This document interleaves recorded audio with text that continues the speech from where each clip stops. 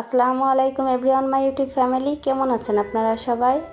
কাছে এবং দূরে, দেশ ও দেশের বাহিরে যে যেখান থেকে আমার ভিডিওটি দেখছেন, আশা করছি আল্লাহর অশেষ রহমতে সবাই সুস্থ আছেন, ভালো আছেন।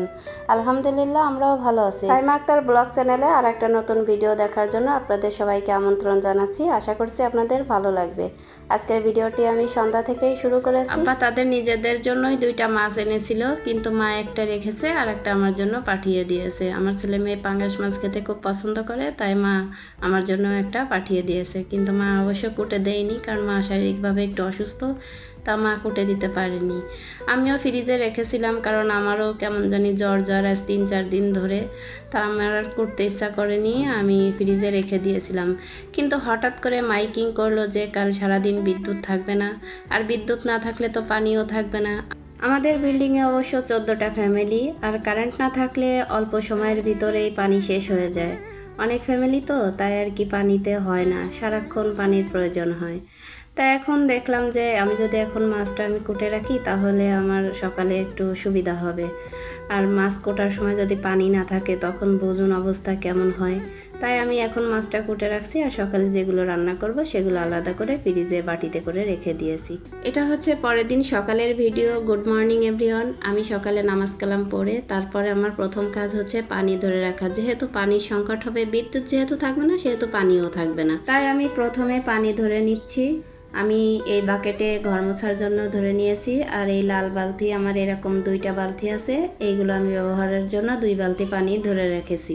রান্না শেষে আমি ঘরটা মুছে নিব। পানি থাকতে থাকতে তাড়াতাড়ি গোসলটাও সবাই মিলে করে নিব। আর যেদিন পানি না থাকে সেদিন আমার কাপড় চোপড় ধুতেই হবে, আর ঘরও মুছতেই হবে। কিন্তু আমি এতটুকু চিন্তা করব না যে আজকে পানি নেই, ঠিক আছে আজকে না মুছলে অসুবিধা নেই, শুধু একটু ঝাড়ু দিয়ে নিই। কিন্তু না, আমার ব্রেনে কেমন জানি কাজ করে, ঘর মোছা হলো না এমন মনে হয়। তো যাই হোক, আমি রান্না শেষে ঘরটা মুছে নেব। এখন আমি চলে এসেছি তাড়াতাড়ি করে রান্নার কাজে, কারণ কারেন্ট না থাকলে তো আমি রাইস কুকারে ভাত কটাও রাঁধতে পারবো না। তাই আমি তাড়াতাড়ি চাউল ধুয়ে দিয়েছি রাইস কুকারে, আর এদিকে প্রেশার কুকারও ধুয়ে নিয়েছি, ওইখানে আমি ডাউল ধুয়ে দিয়েছি।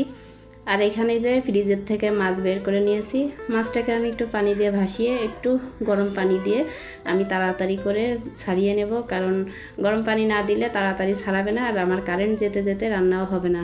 অবশ্য কারেন্টটা চলে যাবে 9টা বাজে, আর বিকালে 5টা বাজে আসবে। কারেন্ট না থাকলে পানি থাকবে না, পানি না থাকলে কারেন্ট না থাকলে আমি যেভাবে আমার সংসারে কাজগুলো গুছিয়ে করি, সেটাই আপনাদের মাঝে শেয়ার করছি। আশা করছি আপনাদের ভালো লাগবে। এদিকে আমার রান্না হয়ে গিয়েছে।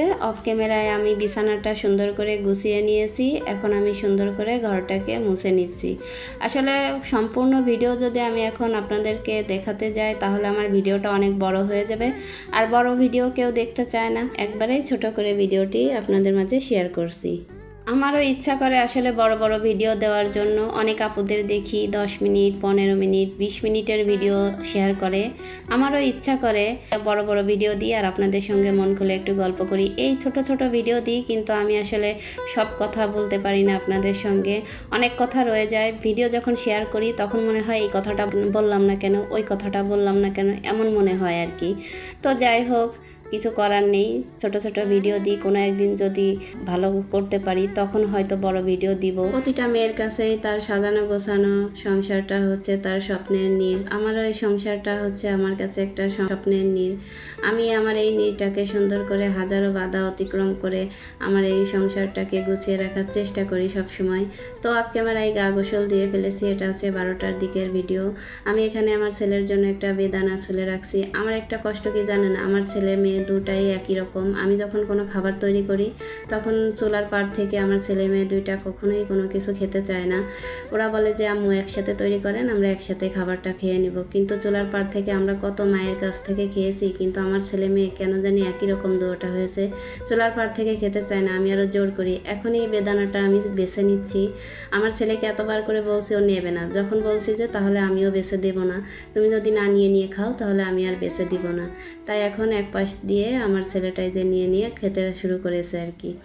তো কি বলবো, এই না খাওয়ার কারণে আমার ছেলেটা যে সিজনে যে অসুখ বিসুখ আসে, সেই অসুখে আমার ছেলেটাই আগে অসুস্থ হয়ে পড়ে। কারণ ওর রোগ প্রতিরোধ ক্ষমতা মনে হয় কম। এই কারণে আমার বিল্ডিংয়ে অনেক বাচ্চারা আছে, 3-4 জন বাচ্চা আছে, কিন্তু কেউ ওই সিজনে অসুস্থ হয় না। কিন্তু আমার ছেলেটা আগে আগে অসুস্থ হয়ে যায়। এই যে কিছুদিন আগে জ্বর হয়েছে, একটা বাচ্চাও অসুস্থ হয়নি, কিন্তু আমার ছেলের জ্বর কাশি সবই হয়ে গিয়েছে। তো যাই হোক, ওকে আমি এত চেষ্টা করি একটু খাওয়ানোর জন্য, যেমন মাছ, গোশ, ডিম এগুলো খাওয়ানোর চেষ্টা করি। যাও খাওয়াই, আমি খুব জোর করে করে খাওয়াই, ইচ্ছাকৃতভাবে কিছুই খেতে চায় না। খুব দুঃখ লাগে আমার মেয়েটাও এমন ছিল। এখন মাশাআল্লাহ মেয়েটা বড় হয়েছে, বোঝে।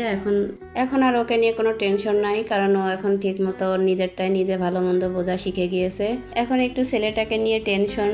আমার ছেলে মেয়ে দুইটা হচ্ছে আল্লাহর দেওয়া বড় সম্পদ। আমার ছেলে মেয়ে দুইটা আমার অনেক সাধনার ছেলে মেয়ে। আল্লাহ আমাকে এই দুইটা ছেলে মেয়ে দিয়েছে, দুইটি সম্পদ দিয়েছে। আল্লাহর কাছে অশেষ শুকরিয়া জানাই আমি সবসময়। তো আপনারা আমার এই সম্পদ দুইটার জন্য দোয়া করবেন, অবশ্যই মাশাআল্লাহ বলে যাবেন। তো এটা হচ্ছে বিকালের ভিডিও। আমরা একটু ছাদে চলে এসেছি, 5টা এখনও বাজে নাই। দেখে এসেছি রুমে এখনও কারেন্টও আসে নাই। তো ছেলে খুব বিরক্ত করছিল। বিদ্যুৎ থাকলে তো একটু টিভি দেখে, মোবাইল দেখে, এভাবেই দিন কেটে যায়। কিন্তু এখন বিদ্যুৎ নেই, খুব বিরক্ত করছিল, তাই ছাদে নিয়ে চলে এসেছি। ছাদে উঠে যে খেলা করছে। অনেক কথা বলতে বলতে লাইক কমেন্টসের কথা বলতে ভুলে গিয়েছি। প্লিজ একটু লাইক কমেন্টস করে দিবেন।